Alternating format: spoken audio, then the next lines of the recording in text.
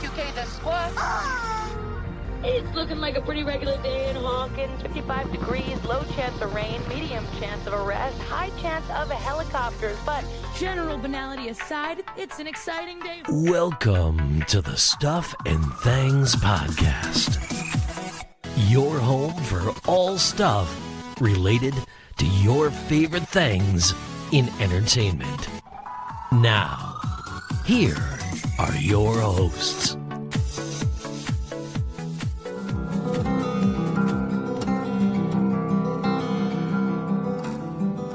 Hello everybody and welcome to a new episode of the Stuff and Thangs podcast. I am Sam.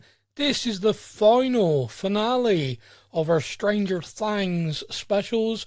Therefore, joining me to discuss the last ever episode of Stranger Things is my daughter, it's Phoebe. Yep, this could be my last time on the podcast. Unless I find another show that I'm, Yes. passionate about. Potentially, it could be my last appearance. Well, what a way to start. Just breaking the hearts of the listeners there. Yeah, getting the sympathy. Yeah. Sympathy listens. Get it in early. Tradition on the show. Yep. The title, so this is Season 5, Episode 8, the last ever episode of Stranger Things, maybe. And the title of the episode was... The Right Side Up. Do you feel it was the right side? We'll. So, the last 3 episodes, we did a podcast and we were kind of like, there's a lot in this which doesn't seem to make a great deal of sense. And then there are so many amazing theories. Yeah. And we kind of said on the show, and a lot of people have messaged in about this, I don't think we can judge those 3 episodes until we've watched the finale. And when we've watched the finale, we'll know what the whole plan was. The whole, the whole jigsaw's put together. Then you can look at the completed picture and you can say, oh, this is great. Or you can go, eh.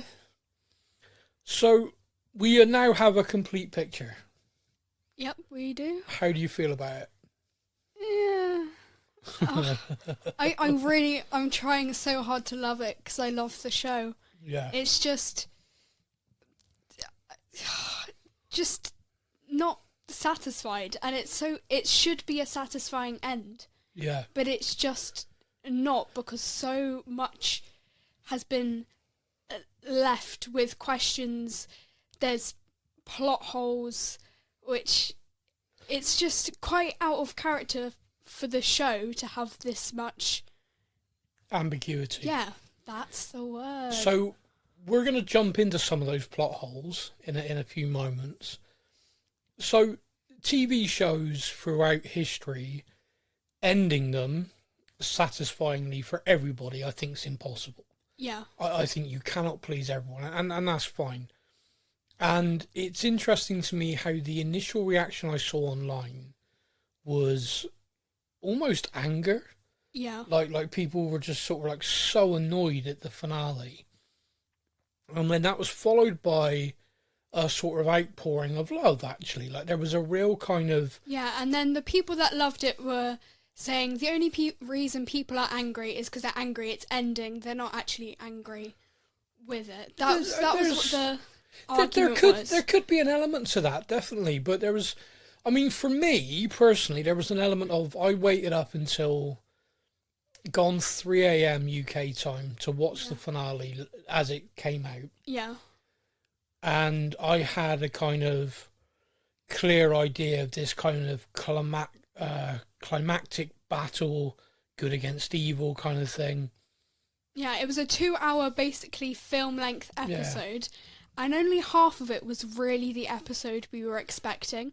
Yeah, that's fair. And also, there were so many incredible theories, and I do hold my hands up to this, and I've fallen for this before so many times with Marvel TV shows, some Star Wars TV stuff, where the theories have ended up almost better than what the plot was. Yeah, and you almost ruin it for yourself a little bit. You do, but with this, I don't know why, but with this one in particular, there was some stuff in it which didn't feel like mad theory felt like, oh, that's obvious. That's been laid out for us to see.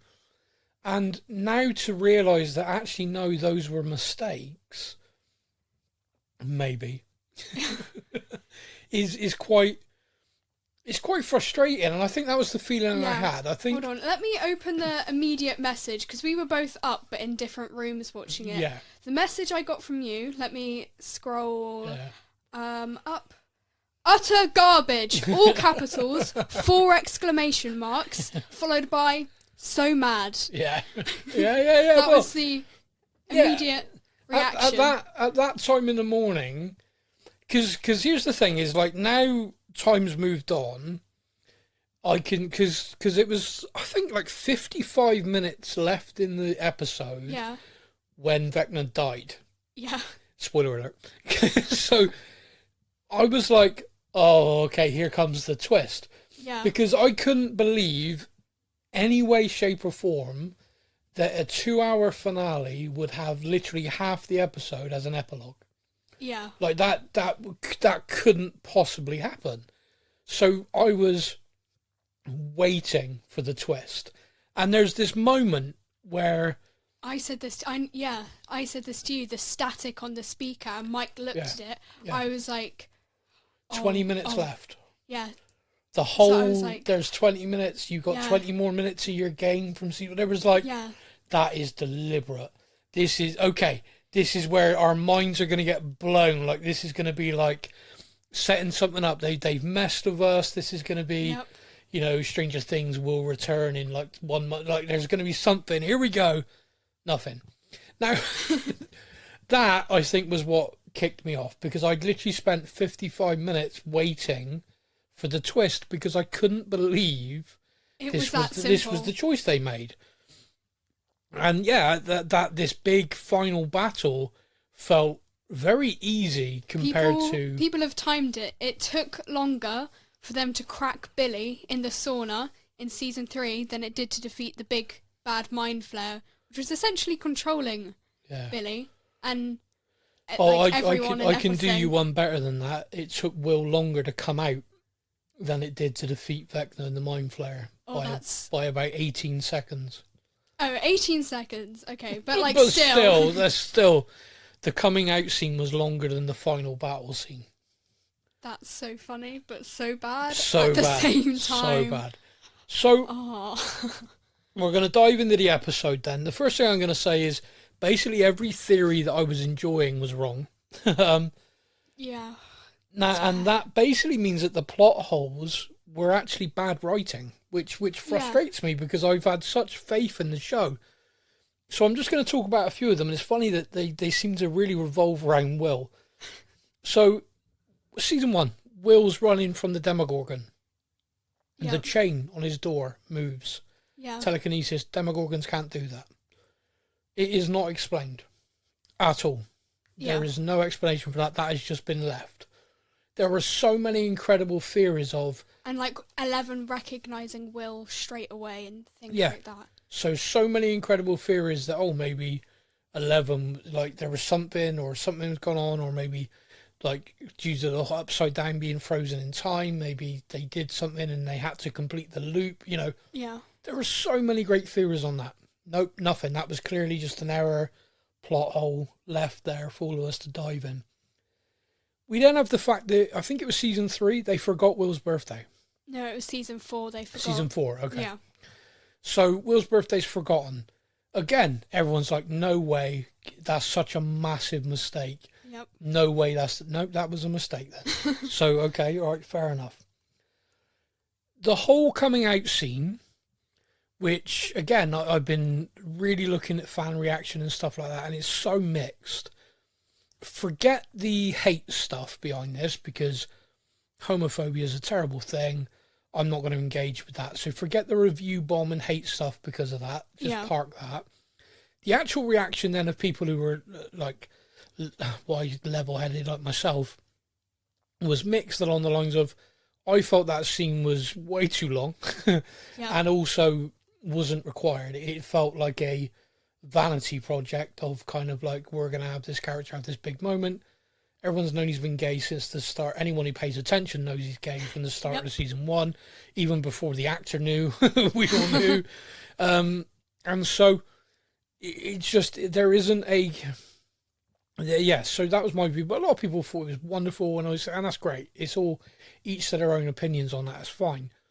But one of the things he says in it is riding on their bikes, I think it's Melvilles, something like that. And getting milkshakes.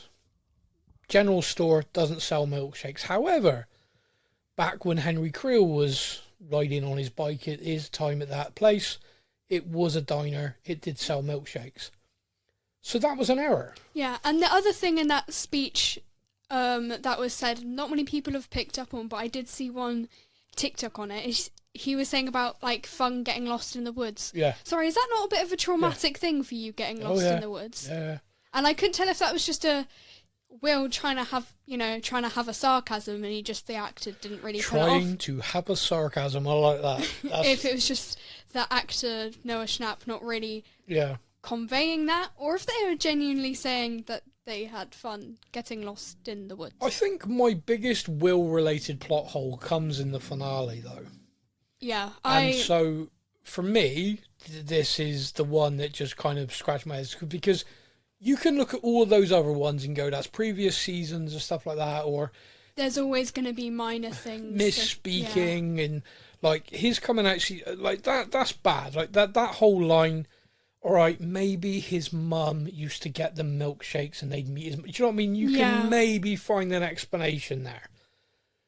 However, throughout the entirety of season 5, with him discovering that link he has and that ability to the hive mind, there's been one thing which has been a running thing, is when he is connected, he feels it. He feels the pain and everything. Exactly. So when the Demogorgon got hit when he was connected, he felt that. Mm-hmm. Demogorgons are getting set on fire. He was feeling it and screaming in pain. But the Mind Flare can die, and he's fine. And he's fine. Pardon? Yeah, so he can go into the mind of Vecna, the Mind Flayer, be connected to them. As they're being tortured and slowly killed. Yeah, and not an impact on him whatsoever. I was really expecting the moment Vecna was going to die, I thought you were going to get some, like, guttural scream from Joyce. And they're like, why? What's going on? Like, and they rush out and Will's, like, kaput on the floor. Well, see, we're talking about, like... So this is a weird thing, okay? I like the characters and didn't want any of them to die, right? So let me just say that. On the flip side to that, I felt with a show with this level of consequence and this level of build, I was expecting character deaths. Yeah. And there are opportunities within this where you think that... Now, if you think about this scene from that point of view, that would mean that Will, knowing the pain it would cause, knowing that if they won in that moment, he would likely die, chose to enter Vecna's mind to save Elle, to allow Elle to finish it and save the world. Yep. That is that's an incredible, noble sacrifice. You know, that is... And then it would also have, when Elle dies, spoiler, then it would make it a bit, not for nothing, but, But it would create a... there is... Or, it kind of felt weird. And also the fact that he did it, had that connection, and then no just ill waltzed effect. In. Yeah. Like, didn't even seem tired. No, he had a great time during that battle. All good. Yeah, clearly he got so good at being Will the Wise at that point. So just to hop through the episode, the worlds are colliding. Dustin was right. Yep. Big brain on Dustin. Hopper, 11, 8 and Murray head to the lab in the Upside Down. Everyone else is heading to the radio antenna. Something really funny that struck me when I was watching this, like, Joyce is there. Yeah. I don't know why that struck me funny, but, like, Joyce is suddenly going off with an axe because that's her weapon of choice. Yeah. And she's kind of with the kids' team. Yeah, it just kind of struck me funny. I don't know why it struck me funny that Joyce was part of it this time, but yeah. Okay. But, like, you think about the Max had to stay in the real world. Yeah. with Vicky. Because in the real world she's still in the and the Nurse Vicky is still there. Nurse Vicky, who in 18 months time jump vanished, by the way. I don't know what happened to her. Yeah, apparently there was some line that Robin had like briefly skimmed over about like when they cheersed or something of here's to overbearing partners. So we're meant to assume they've broken up, but it feels like why introduce this character, have her actually be really level-headed and good at dealing with it and on it, just to cut her out and not have us know anything about her. I swear, by the time it got to them shooting the 18 months, she was just probably busy on another project or something. Do you know what I mean? It's just like there's no logic to her not being involved.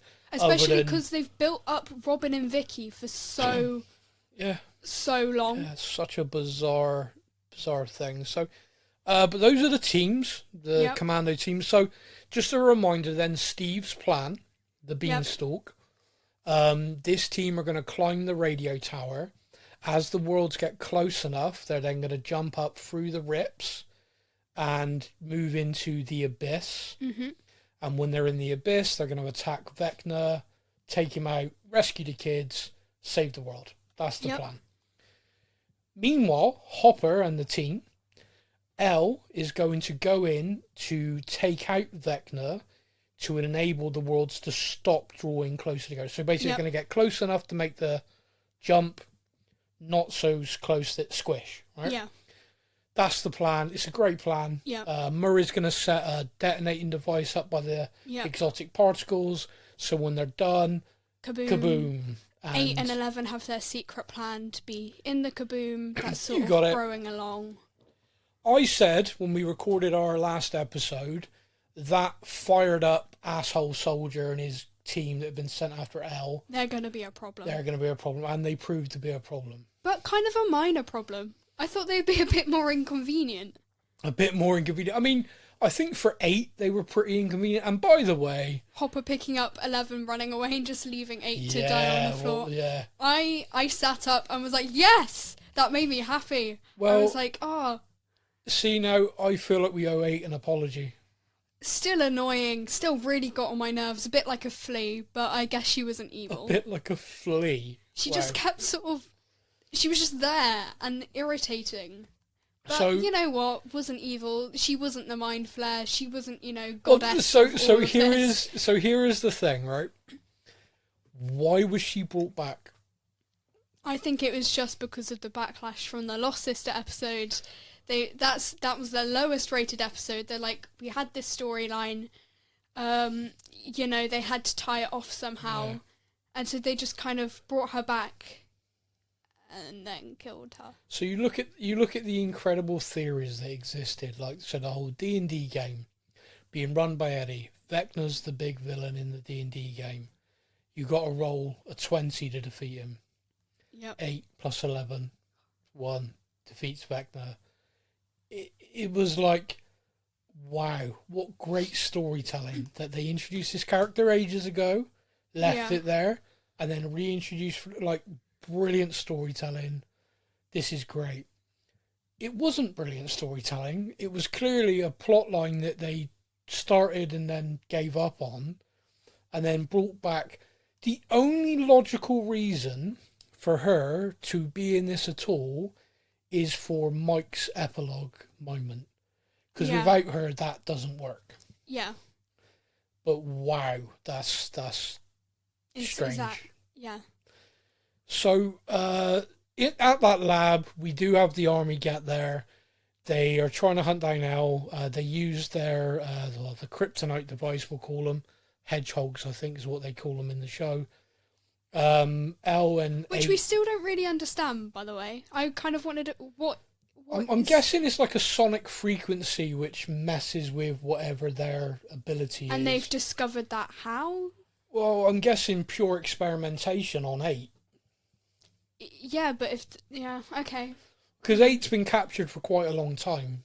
Well, yeah, but if they've got to experiment and trial it, there's going to be some that don't work, and if they don't work, she can just go. I don't know. Yeah. It just feels quite convenient, in my opinion. There was definitely an element of that felt like they nerfed Elle in this final season, which was weird. Yeah, but then in the finale, she did kind of step it back up. but we didn't get to see it. Like the whole, I'm gonna jump to these rocks and move, and you're like, oh wow, that's gonna be impressive. How the hell is she gonna do that? Oh no, we're just not gonna see it. She's just gonna do it. The budget was gone by this point. The budget, yeah, you're probably right. It's just her stood. She throws a massive boulder at the mind flayer, like, bring it, bitch. That was kind of cool.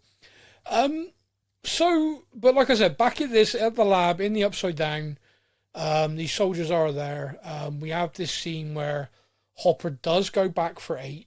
Yeah. Which I was pleased about that, because you want your characters, the heroes, to be the good guys. Yeah. And him going back, he is the good guy, even if he ran off with Elle in the first place and left her there.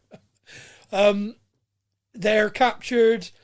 11 is kind of still down from the devices. Murray, MVP, fashions a sort of grenade explosive device and launches it at the helicopter. I'll stand by it. I think Murray's such an underrated character. Does an amazing job in this episode. Takes out the helicopter, which neutralizes that device. So here's a question for you, right? Because there's ambiguity here, and I'm genuinely not sure myself. Does 8 get shot? Yeah, I think she does. Okay, so let me tell you why I'm confused on it, okay? The soldier's pointing the gun at her head to kill her. Yeah. The soldier's getting ready to pull the trigger, the explosion happens. The soldier goes backwards and the shot does get fired, but you don't see, you know where he's aiming is not there, so you don't know if it's hit her or not. She is then bleeding from a gunshot wound, but we also know that the kryptonite is gone. So she could be just making that. She could be faking it. She could. I'm not saying she is, I'm just saying she could. Yeah. You then have to go through like the logic problems of like why? Why would she do that? Why would she fake that? But then when Elle is touching her and holding the wound, she's getting blood on her hands. Yeah, but that's happened before as well. Remember, she made spiders run up people's hands and stuff like that, so she can do that. Yeah, and but Elle doesn't have blood on her the rest of the episode, which, to be honest with you, could be because it was an illusion, or could be because they've done such a crap job. You think, but she doesn't. You think about her outfit. There's no blood on her. She doesn't have blood on her hands. Gunshot wound. She should be splattered in blood. She's not. Yeah. So it leads into this kind of, it was an illusion created by 8 to be like, I'm taking myself out here because you guys carry on with your plan. But then, of course, in Mike's theory, 8 actually says, let me help you escape. You can live your life. Whether you want to believe that or not is another thing, but I do think that's worth looking at, because 8 has that ability, and you don't actually see the gunshot hit her. Yeah. So anyway, that's just a little thing throwing out there. Meanwhile, there's the whole tower climb going on. So Elle gets into the tank. Well, that happens before. Yeah. Sorry, I'm jumping around a bit. I'm not doing it linear. Sod the Duffer Brothers. Oh. Elle in the tank, right? Yep. to get the Vecna. The worlds are coming down, crashing down. The tower's thing, and there's a moment where the tower is rocked because the world's coming crashing down on the top, and Steve falls from the tower. He's got one hand grip and it's slipping, and his hand goes, and Steve's going to fall, and the screen goes to black. In that moment, how are you feeling? My Steve, I sat up, I was watching on my iPad, I picked my iPad up. But then I also had this moment of, now they did this with Max in season 4. They went to black, made us think she wasn't going to make it, so I was like, no, he's going to be caught, I was like jittering, and they held it a while, and then Jonathan had him. I liked that it was Jonathan. I was pleased about that. I liked that was kind of a nice, it was a good moment. And then they had a good conversation about it later. Yeah, which was good, because that was good. I like that. But also, have you seen, because not only was this obviously released around the world, there were cinematic releases of the show, and a lot of people had watch parties. Yeah. Have you seen some of the people reacting? Funny. They're amazing. So there's like just, and by the way, it's mostly girls. Steve, your hair clearly does something, but it's like the screaming. I'm like, no! And then the relief is very But good. after they had done that, what I thought the plan was for the episode, and it was making me anxious. This got me excited in a good way. I thought the plan was there's going to be loads of fake out deaths, and then out of nowhere, something's going to happen to someone. You're going to, by that point, the boy who cried wolf, you're going to be like, no, they're going to be okay. And then they actually die, and that's how it's going to be shocking. And they kind of didn't really. No, but again, that. and I can't make my mind up if the Duffer Brothers did a really good job or a really bad job on this. They did so much press, so many interviews, so much promotion. The cast as well, but I mean the cast obviously they always kind of do promotional stuff. But they did so much. Now I kind of get it because they probably looked at what happened with Game of Thrones and the careers of David and Dan afterwards was non-existent, and they're still struggling now, bless them. But they probably looked at that and thought, right, we're gonna try and avoid that. We know no matter how we end this, some people aren't going to be happy, so we need to try and be ahead of it. But they had the more joking interviews, like the one with Jimmy Fallon with the Funko Pops, and they made Steve fall. You know, they had the ones like that, but then they also had the more serious ones, and it was in one of the more serious ones they said about the 5 confirmed deaths. Yep. Like, 5 where? Well, Vecna, Henry, Mind Flayer. Flayer. Yeah, but 8, Vecna, Henry's... maybe.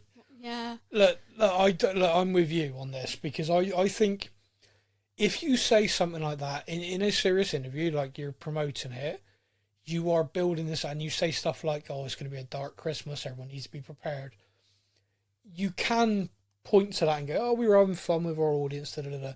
But on the flip side, you actually create an expectation that when you don't hit, they kind of shoot themselves in the foot. Yeah. So I feel like I don't want the characters to die, because I like the characters. I don't want to be mistaken, but it's what I was expecting. It's what I was sort of emotionally preparing myself for, and I feel like it needed something dramatic like that for me to have more of a reaction and a feeling after it. Because once it ended, I was just like, that's it. Well, like I didn't have a feeling. It's the stakes when a character dies. So I'll go to a TV show that I knew very, very well, talked about a lot on a podcast called The Walking Dead. I will always say season 1 of The Walking Dead is art. I think it's incredible. One of the things they established straight away in that show is don't get attached to any character, because characters can die. The reality of how bad the world is, the apocalyptic world is, you're like getting to know a character, like, oh, this character, oh my god, that character's dead. And that really messes with you. And Game of Thrones did that quite well as well, with the brutality of that world. But Walking Dead in season 1 and season 2 really nailed it. Yeah. Like, you could not form an attachment, like, to the point that you almost had, like, attachment PTSD, like, a new character arrived, and you just be like, no, hate them straight away, because otherwise, I don't care what they're called, don't teach me their names. So, you kind of had that, and obviously, as that show ran, certain characters then had what we call the plot armor, which is no matter what happened, they seem to survive, and you sort of roll your eyes. With Stranger Things, when we got to the final season, there was kind of an expectation of plot armor's gone.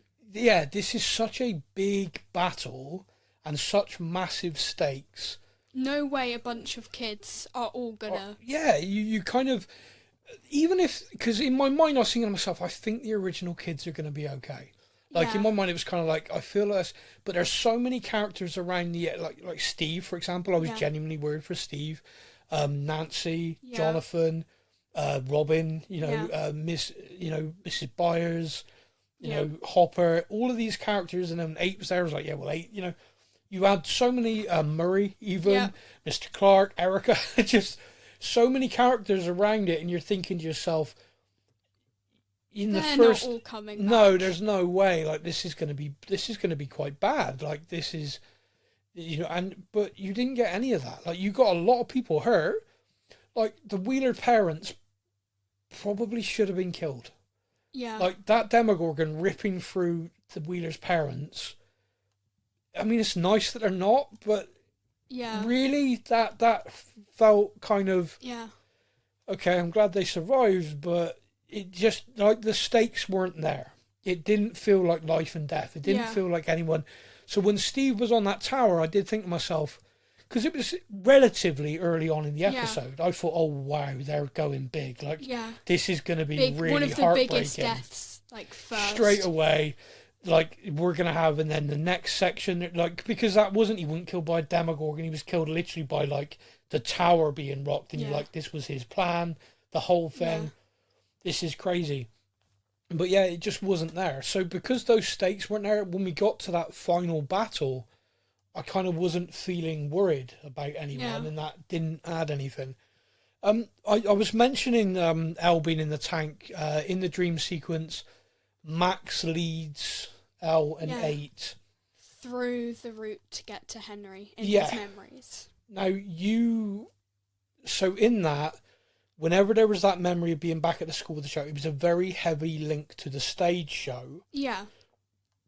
But you pointed something out as like she referenced I'm fairly things. confident. Now, I could be wrong, but I'm fairly confident Karen and Mr. Wheeler Ted aren't together. I'm fairly confident Ted's kind of flirting with her, but they're not together. Yeah, well, maybe this is sort of Could be wrong. Someone fact check me, but I'm fairly confident. But it's also not addressed ever, which I think is because they had it in the stage show, and if it was just in the stage show, you could put it down to people not seeing it. But the fact they've put it now in the show, the fact Hopper, technically Bob, bless him, R.I.P., Karen, Ted, Joyce, all went to school with Henry. Yeah, and it's just not discussed. It's not talked about. No. The fact that Henry in the show, in the stage show, which isn't mentioned in the TV show, but Henry sort of got a semi-crush, falling in love with Bob's, I think, adopted sister or sister. There's like a bit of a relationship there. Whereas, like, we know Henry's got some kind of redeemable, this series sort of did give a bit more to Henry's backstory. Yeah. But there's still so much not answered, and that's frustrating. I agree. Elle in the tank. In the Dreamland, she does throw Vecna. 8 tries to kill him. He escapes. Yeah. Which by the way, when 8 came in with the knife and tried to kill him, I was like, oh wow, you actually are on our side then. Yeah. Okay. I was like, right, okay. Fair enough. So that was kind of like the confirmation at that point. Hello, brother. Yeah, that was like, oh wow, okay. People that have watched Vampire Diaries, that made me think of Damon. If anyone out there's watched Vampire Diaries. I doubt many of my listeners have watched Vampire Diaries, to be honest, because they're all, grown-ups. Oh, rude. Okay, fine. Just trying to relate. No, to be honest with you, plenty of people probably have and are giving me abuse right now, so send the stick to Sam at stuffandthangspodcast.com. Well, that was smooth. That was a good way to get that in. Yeah, I like that, yeah. Okay. Hey, I do this for a penny or two. So, there's this great moment where Vecna then gets in Hopper's head. Yeah. And Hopper goes to shoot him. He's not really there, and he shoots the tank with 11 in, but it's an illusion. Yeah. Vecna's still messing with him. I actually found it funny when Hopper's banging on it, and it goes to them, and they're like, that's not a signal. What's he doing? Yeah. Like, what's going on? They're running with the kids. They're like, what's, like, hello, Hopper? So he breaks the tank, gets 11 out, and then realises that she's fine. He hasn't shot her. Controversial opinion here. Elle dies in this episode. Obviously, she is needed in the next part, etc. But part of me thinks, what a brutal way that would have been to kill 11. Yeah. Or maybe 8. Maybe imagine. Yeah. Imagine if he'd gone to shoot that and he shot 8. Yeah. Do you think Elle would believe he did it by accident? Do you know what I mean? There would be such a tension there. But yeah, that was kind of a great scene. But when he broke her out of the tank, because she was fine in the dream world, I knew she was fine. I knew it was messing with him. So when he was breaking the tank and he broke her out, and I knew that, there wasn't one part of me thought she was dead. I was just like, oh, he's messed up the plan. I was like, oh my god. And then 8 got the gun, and I was like, Hopper's gone. And then that was a fake, kind of, not really a fake, just kind of got talked out of it. I was like, that would have been like an absolutely, because then you know, 11 and 8 would have had tension. Yeah. You know, sister would not be Sister. would not be happy with the sister. I was like, oh, Hopper's gone. Murray's gonna come and be like, oh, what the fuck, my friend. Then the military would come and they wouldn't have Hopper, so they'd both be down because of the zappy thing. Oh, absolute cinema. Absolute cinema. But it didn't happen, so never mind then. What did you think to Henry finally building up the courage to go into the cave in the dream sequence? And was he purely motivated by dipshit Derek telling him to suck his fat one? Well, I don't think that was the sole motivator. Although, can we just say, dipshit Derek did outstrength Vecna in that moment. The kid that can't keep up with the running, love him. He's like, go, save yourselves. Can't keep up. Bless his heart. Finally gets Clearly there. exhausted. He's exhausted. Vecna, one of the most powerful beings in the show, gets overpowered by dipshit Derek. Yeah. I mean, dangerous Derek now, clearly. Yes. Yeah. We've moved from dipshit to delightful to dangerous Derek. Like, fair play. Derek is the danger. The suck my fat one line, I think, was the sole reason that Vecna snapped and was like, do you know what, I'm going in there. Really? I think you think about it, it's like Max went in there and was kind of like, just ran away. Well, like, she did shout a little bit of a... Yeah, but it's kind of like, coward. I'm too scared to go in there. No, I'm not going in there. All right, I'll leave. Yeah, that ginger kid. They weren't that much of a threat at that point. I think it was more so to do with the fact before it was only Holly in there. This time it was all of the kids, and he was trying to do it right that second. What did you think to Holly's decision to, rather than running with the kids, to attack Henry with the... Oh, fuck fire off, Holly! Get off my screen. Oh, I was not expecting that. 7-year-old, no, you're scared, you're a child, just go be with your friends, who, by the way, they've all got on over the fact they tried to kill each other not that long ago. You're a side character, go back to being a side character, please. Oh, no. It was so How unrealistic. Cruel. I was like, no, go away. But she became Holly the heroic. I don't care. I feel bad. Actually, no, I don't. I don't feel bad. Taking after her sister, clearly, and I don't like Nancy, so... No, you don't like Nancy, so yeah, that's fair. Unnecessary violence just to try and seem really cool and badass. No, unnecessary violence. I'm sorry, I think if she hadn't been a poker, but a small hand radio, she'd have done more damage. Yeah, she's quite lethal with those. The kids do go down into the memory, into the cave. Henry does follow them and does get caught in that memory, and that was so well acted. We do get to see what was in the case. It was like this stone infected with and that in essence gave him his powers and all of this kind of stuff. I would like to say, I forgot to say this on the podcast before, but I said it to my dad and he could back me on this. I was so annoyed when I forgot to say it on the podcast. I thought it was going to be Holly, but it ended up being Will, having that moment of, Henry, this isn't you. Like, you were just a kid, like, trying to reach out to him in that moment of... I thought it was going to be Holly because she had seen the memory earlier, but it was Will. And I was like, I was watching it, I was like, I was right! And no one's going to know that I was right because I didn't say it to anyone but you.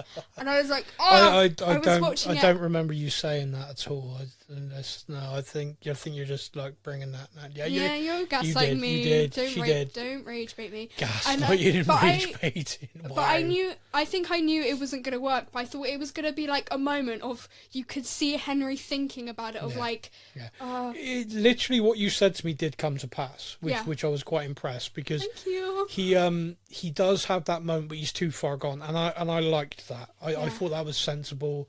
There was a concern in my mind of the redemption arc has been done, quite famously in other stuff.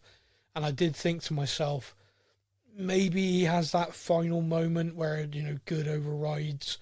But I liked that he was like, no. He's been so brainwashed. I made this choice. And you're like, okay, all right, that's good. Because essentially, from the first Shadow play, he sort of goes to school, tries to live a normal life after his parents moved. He's very conflicted at this point, struggling with powers. He's got this, crush on this girl, but he's, afraid. He's got these sort of voices it's all going wrong, and that's when Brenner takes him in after the events of that, and is sort of helping him. And it was Brenner trying to help him separate from the bad, but eventually it got him. Yeah. So we know that it was sort of a drawn out process of him initially trying to fight it, trying to be normal, you know, had a crush on someone. That's a fairly normal feeling that I'm fairly confident the Mind Flayer didn't, you know, install in him. Yeah, no, I agree. So it's, yeah, but I think it was good that they didn't just go, you know, and make him a good guy. No, I agree with you. The assault team, as we will call them, led by Nancy, the special forces soldier that she is, arrive in the Abyss. Which is a desert. But you remember, the Mind Flayer likes it cold. But lives in a desert. Maybe that's why. Maybe fed up of the sun. Yeah. Maybe the desolate sand, no vines whatsoever. Yep. So that was clearly just a thing in the Upside Down, even though we were told that came from the Abyss. Yeah. No weird stuff in the air. No Demogorgons. Well, the Abyss is a separate world, separate planet, but the stuff, you know... I just found the fact that technically a Demogorgon started it all, and there wasn't a single one in the finale, except for in like a flashback, which happened a lot, by the way. They use flashbacks to bulk out quite a lot of that first hour. Yeah. There wasn't a second single... hour as well. It's not a single Demogorgon, nope. Which kind of... They're the main one. You know, a Demodog would have been nice to see them, you know. Yeah. I really wanted Dart to be there. I wanted it so bad. But also, the one that I'm kind of more, like, where the fuck were they, was the Demobats. Because they were only Season 4. Yeah, and Season just 4, the Vines were so relevant. Yep. And the Demobats were such a big... Like, they were everywhere. Yeah, it's a hive mind. Are you telling me that the military went in, killed, like, every single Demobat when they went in? Well, now this is an interesting thing, and I will lay this out. So there is a fan theory that actually, yes, this is why they weren't in the finale, because... the military were killing so many of them. We did see that the military used fire because they realised that was the way to kill them. And we did also see the Mind Flayer underbelly was covered in eggs. Yeah. So it's possible they were trying to bring back more of the... but... Don't get me wrong, I think their CGI budget ran out and they couldn't have them in the finale. I also, you know, the Duffer Brothers have now done an interview where that question was put to them, and their response, I think, made it worse, because they said, well, we think actually Vecna was just caught off guard. He wasn't expecting a surprise attack, so they were probably elsewhere. What do you mean we think? You're the one that wrote it. That was literally the reactions, like, well, we think this. Well, then that's what it is then, isn't it? Surely? You know, you wrote it. So now I'm going to talk to you a little bit about this kind of final battle, because there's a couple of things in this. I want to just say that I liked a few of the decisions here. Okay, yeah. I liked that Joyce finished it. That felt quite kind of cathartic in a way, and she's been really sidelined, like in the finale. And so there was kind of like, okay, all right, she had that moment. That was good. When Henry, well, actually, technically, Vecna was there and he was sort of gargling, I really wanted him to have a final word. Whether it was a, this isn't over, or like a thank you for releasing me from this. Or like just, I don't even know what necessarily, just some kind of final word to his character, because pretty the last thing he said was like as he got flung across the famous last words. I felt like he needed, for this big bad villain, he needed one final, even if it's something cringe, a big bad villain needs that kind of final line. So that moment, so El's impaled him after everyone's kind of done their thing. And he's there, fine. And he's gargling, and this is when Joyce is going to finish him, taking his head off. So just imagine then he lifts his head, so it's the one final time. Yeah. He knows he's done. Would you like him to look at, like Joyce gets the axe, sort of look at her and say, do it, you know, sort of like finish it. And then Will dies. because Yeah. then she's the one that kills Will. Oh wow, you're cinema! brutal. You're brutal. So that's why I could be a writer. What is happening? Duffer Brothers. So just imagine then, like, because you got a lot of options there of what his final words could be. You're right. You could have Henry's voice, like a more human voice, come through, like just as he's about to die. Thank you, and then rather than having his head cut off, he just dies. Yeah. And you're all kind of like, oh, Henry. yeah. Yeah, and that would be kind of like It gives him more of a resolution as a character. It does give it more of a resolution. And I think the thing that would have messed with people the most would have been if you just like a little evil laugh and you think this is over with me. Yeah. And then you kill him and then you're like, what did he mean by that? Yeah. What did that mean? But then of course we'd have the next hour even more going, something's gonna happen. But as it was, he gets impaled. And the entire fight with the giant spider mind flayer Vecna combo came in, as you pointed out and I pointed out, less time on screen than it was for Will to come out, them to get Billy fighting him in the sauna. Countless other scenes lasted longer than this. Yeah. It was really disappointing to me that it was that easy. Yeah. Like there's But so also, much more that could have been done with that. You're telling me, so Nancy's there, so like, oh, someone needs to be bait. Nancy just goes, me, start shooting it. Whoa! Nancy Wheeler, give them some time to run, but clearly they don't need it, because they could just teleport to the top of the rocks, apparently. Yeah, they can all just super jump that up was the there. next thing I was going to say, which is Nancy's going to basically distract the mind flayer creature in order for them to get to the top to try and wedge it in a creek to create an ambush. Yeah. Solid plan. It's I what like they it. did in the mall. It's what they Yeah. know. I was like, full solid, circle yeah, moment. Solid plan. I like it, guys.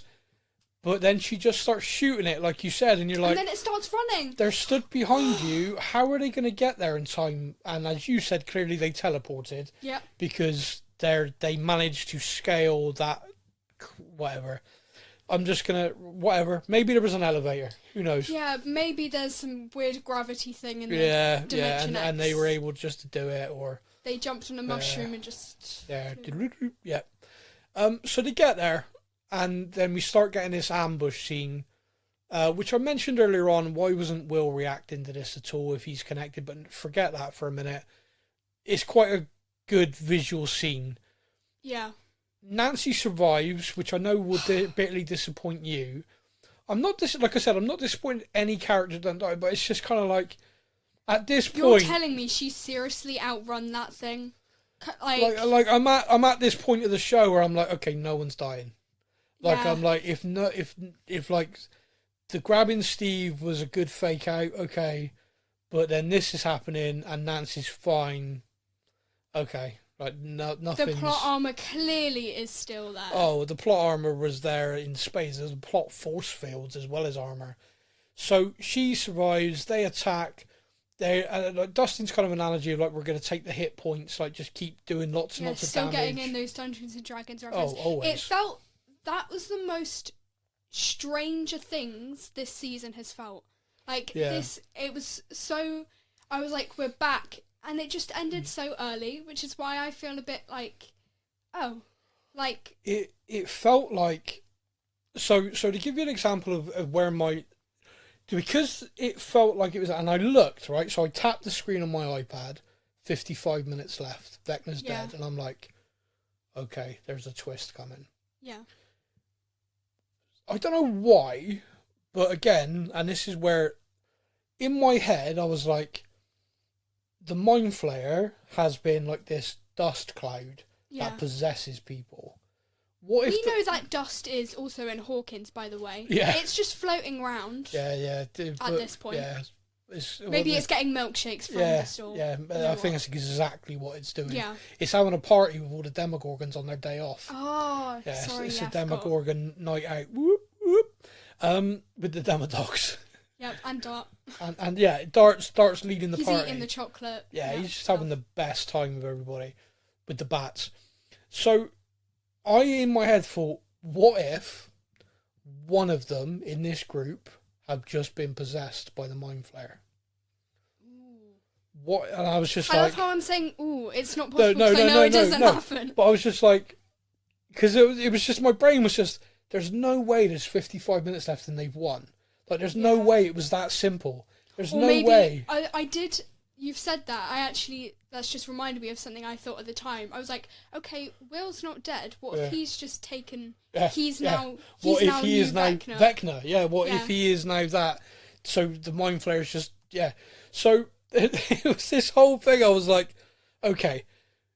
They do then go into this kind of epilogue. Now, again, and this is the thing that is just driving me insane.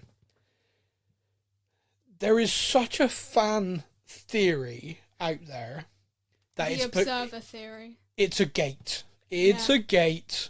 Yeah. There's Watergate. There's a gate. When something becomes so conspiratorial, it becomes a gate. Yeah. Observer gate. And every video I watch, I'm becoming more and more like, yeah, every point you're making is really good. Like, they ran the whole promotional thing with the radio station on Global Radio in the UK. I listened to that every day. I really enjoyed it because I like 80s music. There was a lot of clues in there. There really were. And the final broadcast of that had a lot of strange stuff in it from a DJ called Mindy Flair. Oh, right. Mind Flayer. Yeah. Talking about how you shouldn't always believe what you see. Yeah. And so people have noticed that yeah. Lucas clocks the camera saying when he says about, not believing in coincidences and so people are just like, people think there's a secret episode. I'm just going to say it out loud. Yeah, people chapter think 9. Oh my god, there's another one. They've been tricking us. This isn't real. This is what Vecna wants us to see. Yeah. And by the way, there is a lot of stuff. There's a lot of evidence towards it. I'm gonna. The graduation. Every single person is sat with their arms as Henry sits. Yep. With their arms like that. That's weird. Like, that's a choice. That's a choice. Someone has directed them. Because if you just said, right, all of you are sat there, you're extras, you're graduating, you're not going to sit uniformed. You're not all going to sit the same way. Yeah. So they have been directed to sit that way. So that's a weird choice. Now, I'm not convinced there's another episode, right? I think this is just the fans are so confused. But I'll tell you what I am more and more convinced of. There is a lot of stuff on the cutting room floor for this season. Yeah. And for one reason or another, I think at some point it's going to come out there were problems. Yeah. I think that whole Millie Bobby Brown Hopper thing, David Harbour, real name, character name, There's a whole thing about him at the moment, how he missed all the final press stuff. Yeah. There's rumours he's gone into a rehab facility and stuff. Yeah. He's been, so there's rumours everywhere about all of this. But that felt weird. That whole kind of these two have been close since she was little. She then comes out saying, no, we're fine. But then there is something on record that she did make a complaint. That is fact that no one's denying. It feels like something went on in the filming of this final season, which meant massive reshoots, massive changes. Yep. And I think perhaps there was more to it. And that's why there's so many things that have been directed a certain way, little bits of dialogue, the way Will stands, all of that feels like it was adding to something, and then it's just not there. Yeah. But then also there was the whole, I mentioned this in the last show we did, there's the whole petition that's been going on for, release the cutscenes. And I saw literally not long before we started recording this that one of the Duffer Brothers has come out and being like, there's so many rumours and everything. I don't even think we had a single cutscene for season 5. Yeah. That's bollocks. You're telling me from the second you wrote it to what we've seen on screen, there hasn't been a single scene that you've gone, that's not necessary, we're cutting it. So there was a leaker on Twitter, and I'm talking months and months and months ago. This person leaked the runtimes for the season, and they were all 2 hours odd. And the Duffer Brothers came out quite quickly after that and said, no, that's not real. A few months after that, they then released the real ones. And everyone's like, oh, Quite a okay. bit shorter. Yeah. The person who leaked that said, this is what I was given. This is what I know to be true. I can't say how I knew it was to be true because people would lose their jobs. Yep. However, changes have been made. I can tell you, though, the synopsis of every episode, and I can tell you, like, what's going to happen. You put it behind, like, a spoiler wall for people. Yep. Everyone who downloaded that from this guy said he was bang on. So the run times you've got to. So you've got to look at that and go, well, hang on a minute. How could this guy possibly have known 6 months ago the exact synopsis of everything nailed on, but get the run times wrong? So, and he was like, I know the editing. This is what the episodes are now. So people have been like pestering him. So like, do you know what they would have been? Like, you've got these longer run times. Do you know what the story would have been? And he's just not responding. Whether the person's been fanged, no longer in a job, who knows? But that leak appears to be accurate. And so this whole kind of like, no, there's no edit. Again, the only conspiracy in this I'm believing is that there were some big issues filming this final season. Yeah. The time it took to get it filmed, the fact that Millie Bobby Brown does this epilogue scene filmed by herself in Iceland with only the Duffer Brothers and one camera person. That's weird. The fact that in interviews asked about the ending for a character, she didn't seem happy. No, which we need to go back to, by the way. We haven't actually talked about No, we're going to now. Lovely. So, with all of them feeling victorious, the party returns to the Upside Down from the Abyss, and they're all getting in the vans and a military truck. Everyone's happy. Yep, Derek. They've set the bomb. It's a little wave at. Now I got something on this. Oh, is this the 11 wasn't there thing? Oh, okay, fine. That kind of ruined it. No, go on. So, the theory is from Mike that 11 escapes using 8's magic, and so she is still alive. That's the theory from Mike at the end, which we'll talk in more detail in a minute. But there's a weird moment in the van where Derek looks at him and smiles, and Mike looks a little bit confused, and they just kind of wave at each other awkwardly. There is no reason for that. That's weird. Like, that's just out of context weird. I think it's just Derek being cute. Delightful Derek. It's dipshit Derek, right? So, dangerous Derek. Now, Derek's not cute. Derek's, like, stronger than Vecna, so don't mess with Derek. My bad.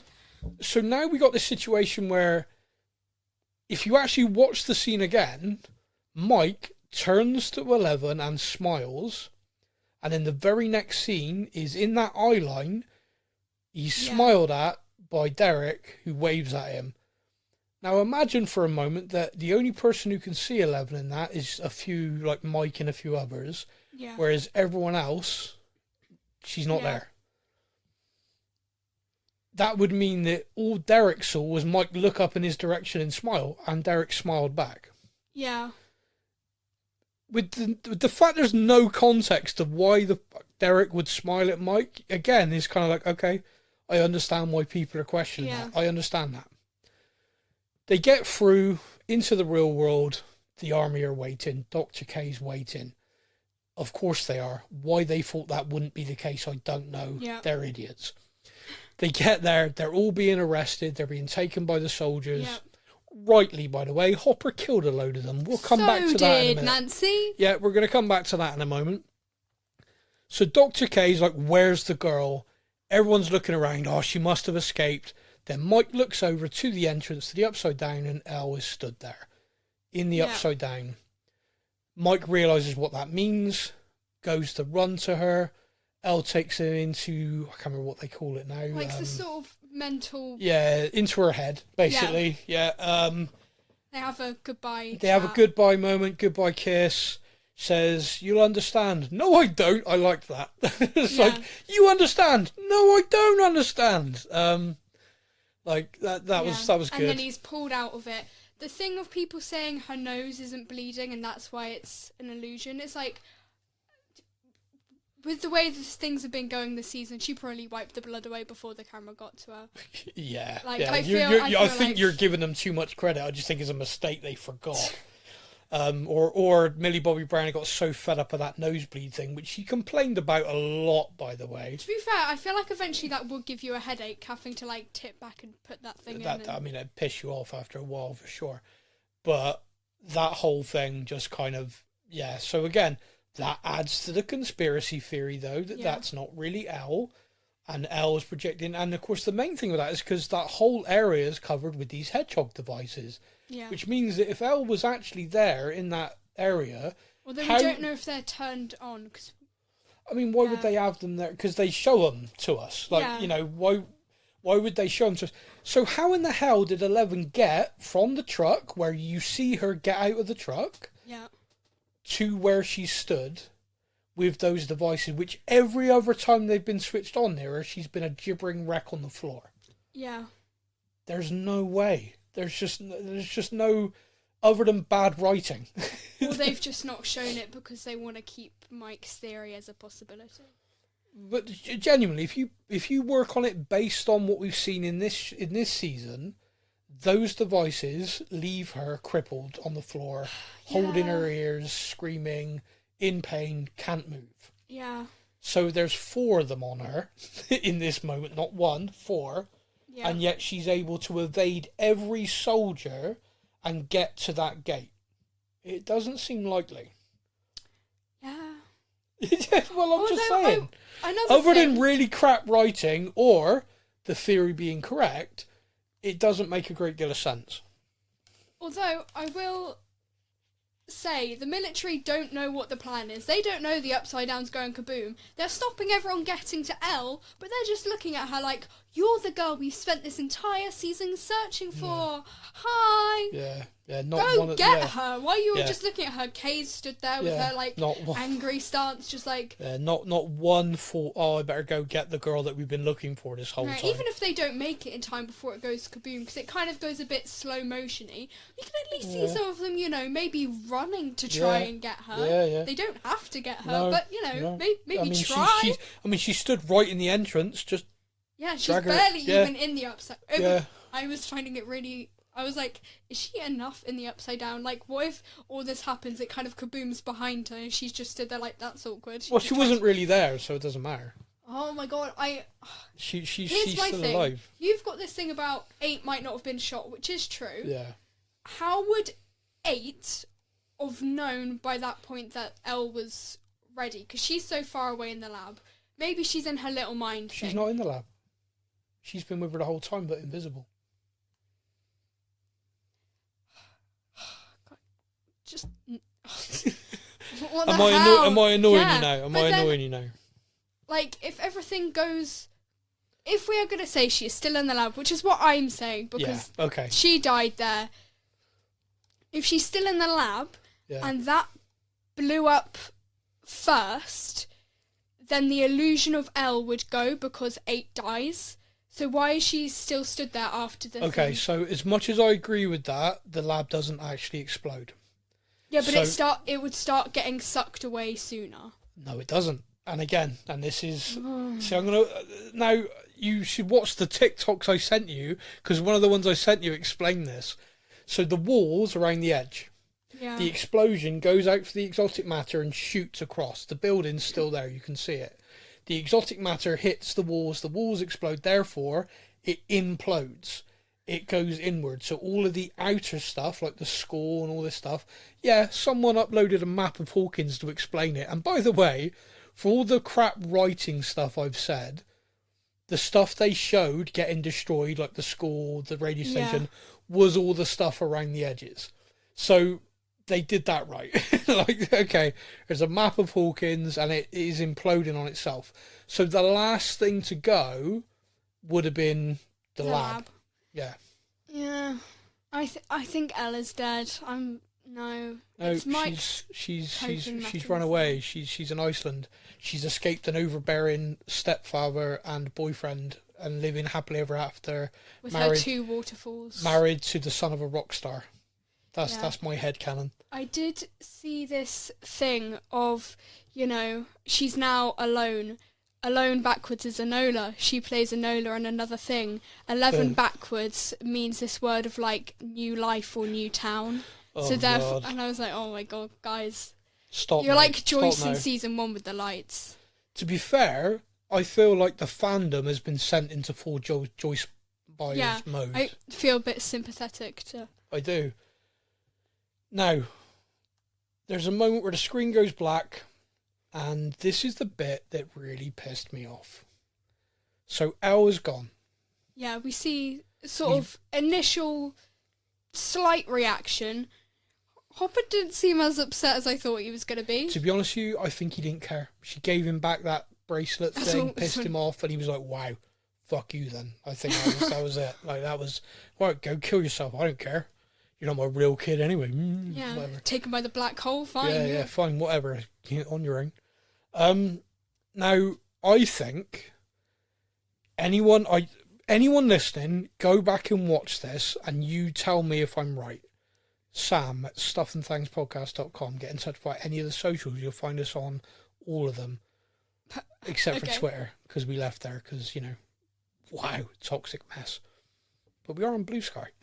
Anyway. Stop now. Stop now. And TikTok. Anyway. Just do the podcast. When the screen goes black after that, there's a heartbeat followed by a clock. Yeah. Which is the whole Vecna, the whole thing. Yeah, the clock again. thing did kind of get dropped for the most part. But Well, then it did, but then that's there. Like, that's deliberate. That has been put in. A heartbeat followed by a clock, and then the clock ticking becomes a man laying a brick. And 18 months later, Hawkins is being rebuilt, etc., etc. There's a memorial to all the people who died in the Great Earthquake. Just Still calling it an earthquake, just like everything's just carrying on like it never happened. Yeah. Robin's doing a radio thing, like again, like a one last show, kind of. I would have liked, if you're gonna do a time jump, I would have liked a bit of the immediate after. I would have liked to have seen Hopper grieve a bit, I would have liked to have seen a bit more of how they got to this. Did the military just go, oh well, bye?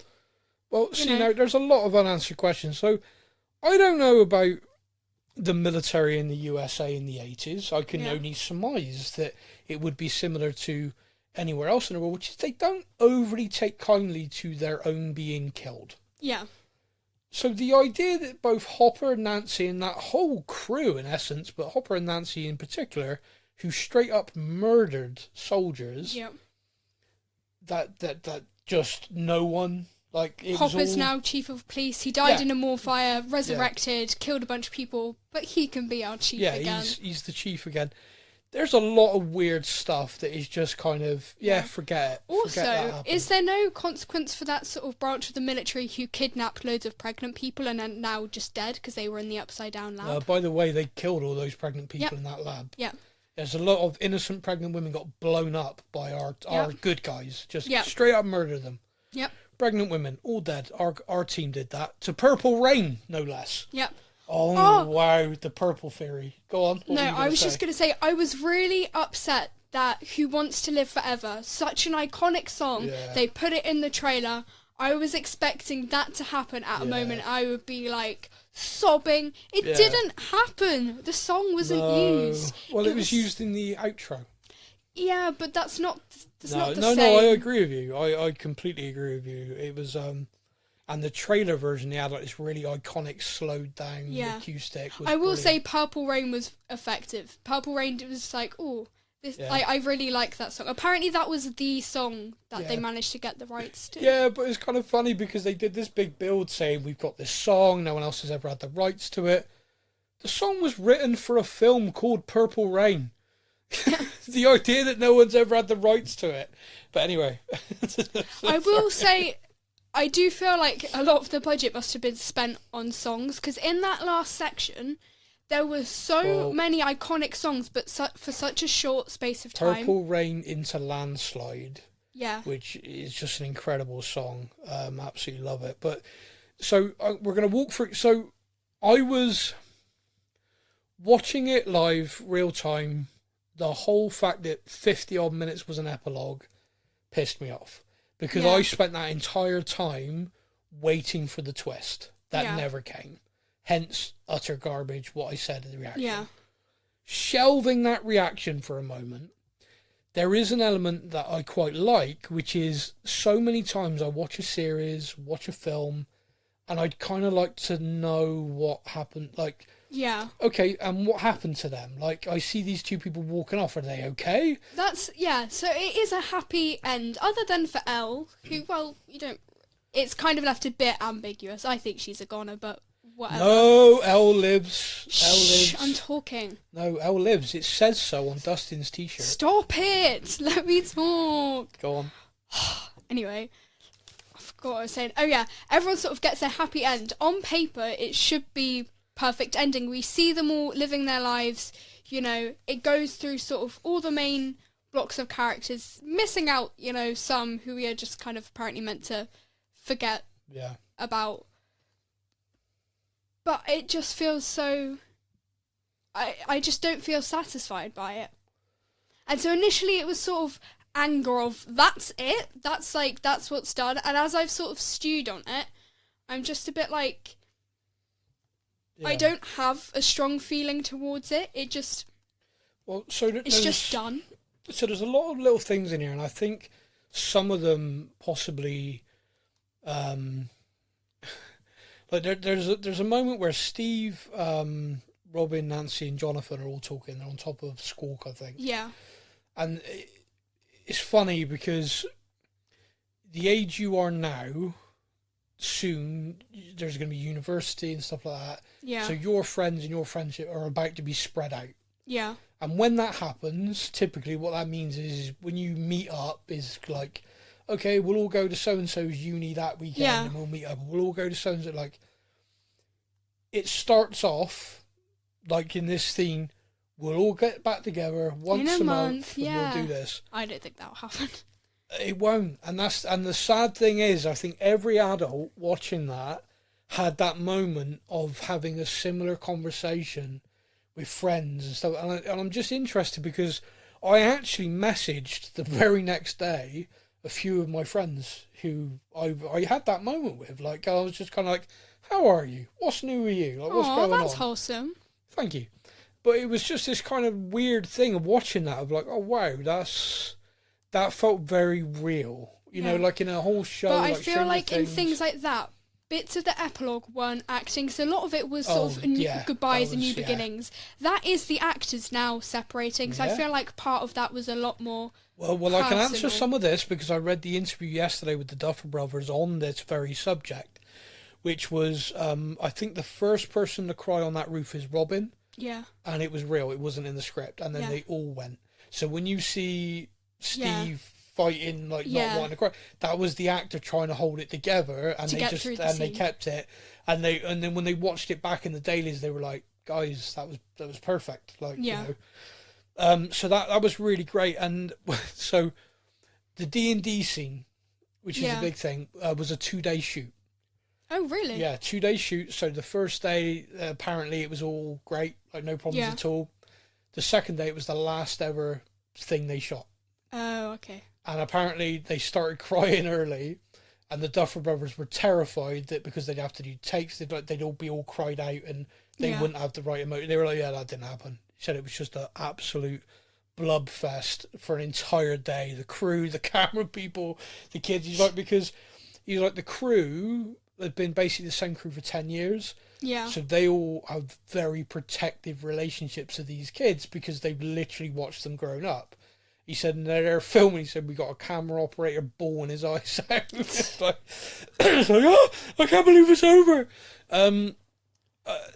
When you kind of put that real emotion into that, those scenes are kind of great. Like, and they also talked about the Lord of the Rings. Now, the Lord of the Rings has this incredibly long epilogue, and people love it or they hate it.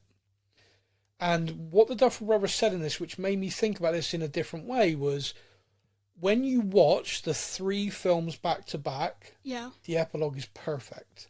Because it's like, I am so invested in all of these characters over this massive 9-hour story. You want to know where they all end up. You want to know that they're all okay. He said, but when you, like with television, he said, you watch this episode, like you watch bits and pieces. He said, the epilogue can feel really long. He said, but I think when people think about it as a this whole Yeah. thing. Now, I like that. I thought that was Yeah. good, and I like where they're going with that. I mean, we've talked about the issues we got with it, but just staying with the positives to it, I thought the book ending the entire series with the same shot of the sprinkler outside of the house, them playing D&D in the basement. The new kids coming in, taking over. That was, taking over. Now, the last shot of the whole thing being the door closing was a bit like, oh. That's one of those, there's no winning. What's the last shot going to be? You know, I tell you what the thing that's making me laugh currently. There was a very, very poignant, nice moment where they all put their character folders up on the thing. They do that, and you watch it happen, the order of them doing it there, right? Yeah.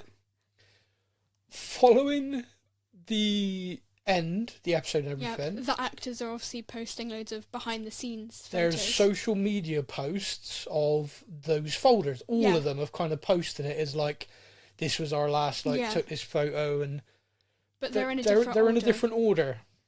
And some of the letters that are next to each other, now they're in this different order, spell lie. Yeah.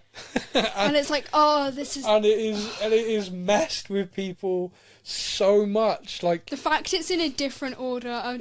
Well, the fact it's in a different order is probably just someone put them up there to take the photo. And then like no one's even thought about it whatsoever.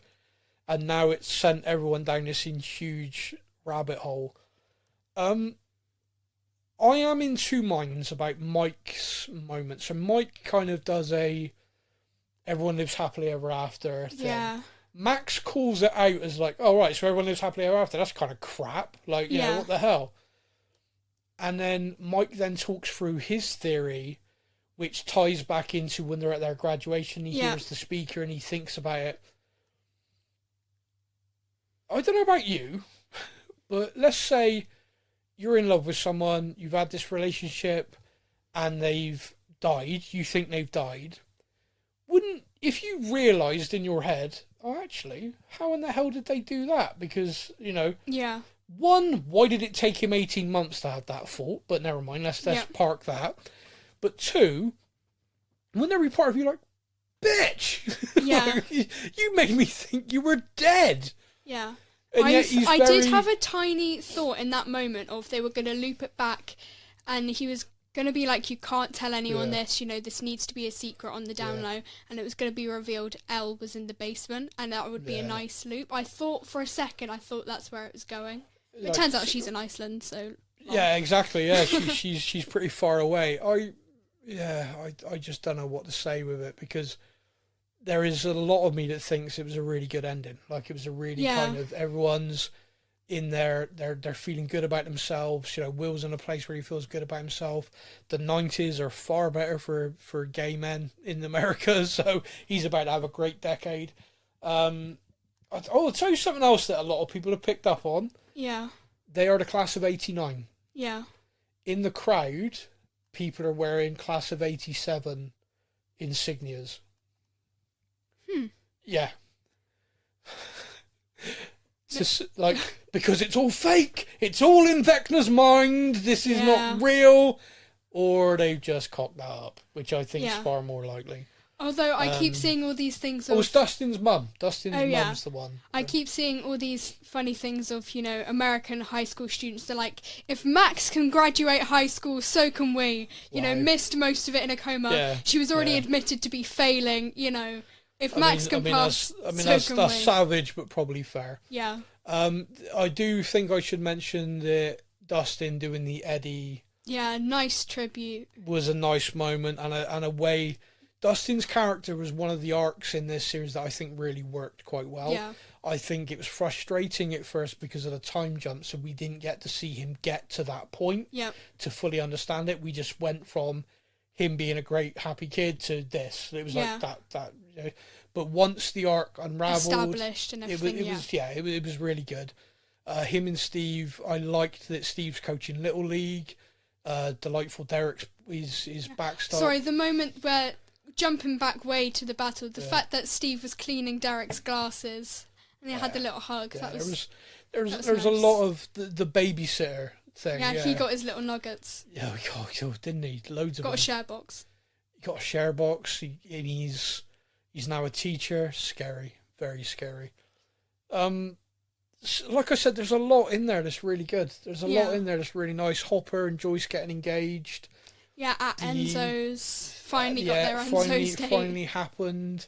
And they're going to move to Montauk, which of course is a deep cut reference to what the show was based on, which is a conspiracy in the USA. What the original name of the show was. The original name of the show was going to be Montauk, and it was basically based on this conspiracy that the American government carried out experiments on children, to get them to have superpowers in essence in the 1980s.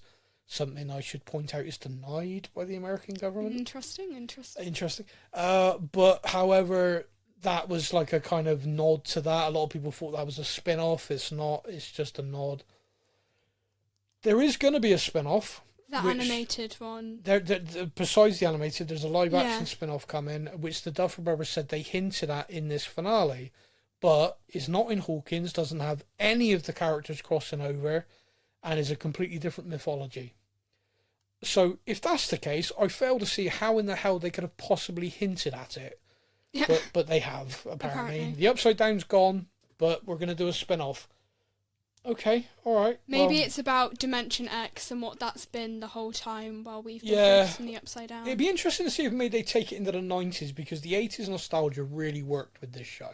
Yeah. Like, really worked.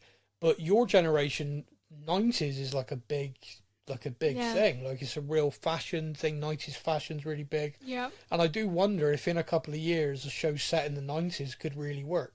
Yeah. In a similar way. I do think they need to leave it and let it sit for a bit longer before they jump right into spin-offs. Yeah, well, apparently the Duffer Brothers aren't doing it.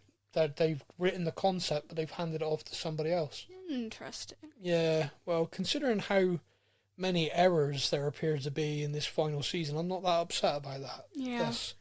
I will say, if this is the ending that the Duffer Brothers wanted, the way that I would have... If you're still thinking there might be an episode 9. But the way I would have set it out is have a 9-episode series. Episode 8 be this great battle, extend it, make it, you can stick with the average runtime of the rest of the season of just over an hour. Big battle, consequences of the military, see a little bit of the after of, the military leaving slowly, like the fact they let them off, so we get that. And then later on, release this epilogue episode and call that episode The Right Side Up, because that's normal life. Yeah. So give 8 a different name, some kind of dramatic, last battle-y kind of name, and have The Right Side Up be this episode 9. The Battle of the Abyss. Sure, if you want that, go for it. But have some kind of episode 9, that's The Right Side Up, it's the new life, it's everything. That's how I would have done it, because then you almost get 2 ends. You get the end to the battle to sort of satisfy that, but then you also get to see what happens next. You can argue that is all in that episode, though. But because they've tried to put it in one, I feel like they've rushed the battle part, because they're like, we've got this long epilogue. Yeah. And they clearly want that to stay as it is. Yeah. And so I feel like they've had to shorten the battle to do that. Whereas if they put it in separate episodes, they've got the time to do it. I get what you're saying. I think it's a choice that they've made, and it's hit with some and missed with others, which was probably always going to be the case. Is there anything else from your notes or anything else from the finale you wanted to talk about before we wrap? Derek's family? When did they get out of the barn? Did they survive the barn? Did they press charges? Did they press charges on the fact they were kidnapped, drugged? By the time they got back to their house, by the way, it would have been absolutely wrecked from, the Demogorgon and all the adjustments they made to it. Yeah. There's a lot of stuff, and it's like, are we meant to assume this happened in 18 months? Because at the same time as 18 months not being that long after, it is nearly... It's a year and a half. It's it's a case of, okay, maybe Hopper served a few months for doing this. Maybe Nancy did. Maybe I don't know. The fact that it's completely ignored is a little bit frustrating, but it's kind of what it is. I don't know if there was a shot of this. Is like L like commemorated on the thing? Not that I saw, because I was looking at that because I wondered why Mike was stood next to it, but then I think that's because that's where the entrance was, right, where she died. Yeah. But if they just, Jane Hopper, that's technically what she got made. I thought that would have been. Yeah, just you're talking about the final shot. Yeah. And it being the door closed, the final shot of that memorial and going all the way to the end, and it's saying Jane Hopper. Yeah. And if it had loads of the names of the people that have died across. Yeah, Barb. Yeah. Poor Barb, Eddie. Yep. Yeah.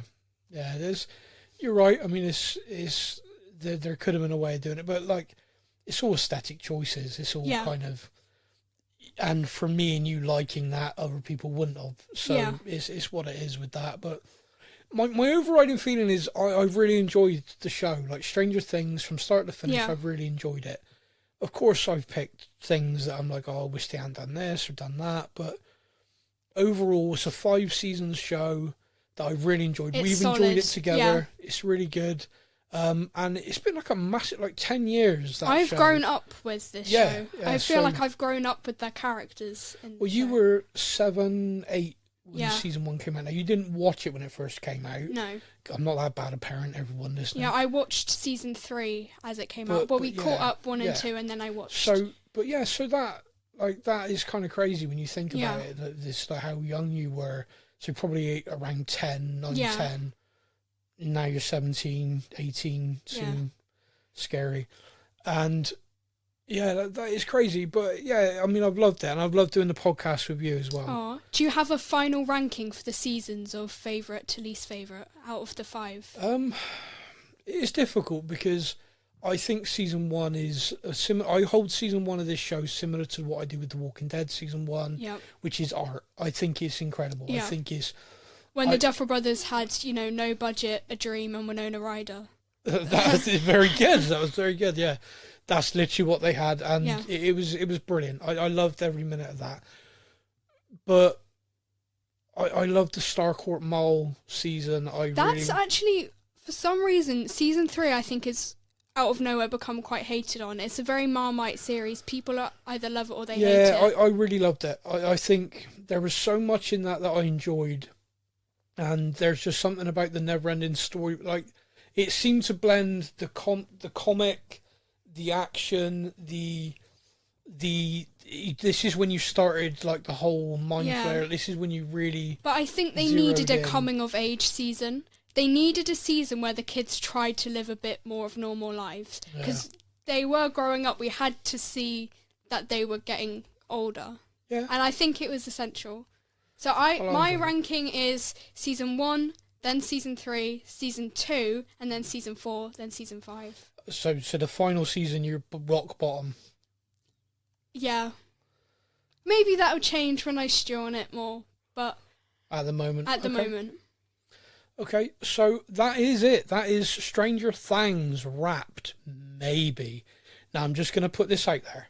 If there is a mysterious additional secret episode or something mad happens, we will be back. I don't think that's going to happen, just making it abundantly clear. But if there is, we'll be back. But failing that, thank you so much for listening to us. Thank you so much for all the wonderful feedback we've had. Thank you to everybody who's messaged in, emailed in via the socials, via email. I've already read that out several times. I'm not going to do it again because my daughter's glaring at me. Mm-hmm. Thank you so much. Phoebe, do you want to say goodbye to all the lovely listeners? Goodbye. And we'll leave you all with this. This is just a theory, right? How do we know it's true? We don't. But I choose to believe that it is. I believe. I believe. I believe. I believe. Thank you for listening to the Stuff and Thangs podcast. We hope you enjoyed the show. You can find us on Facebook or online. Simply search the Stuff and Thangs podcast to join in our conversation every week.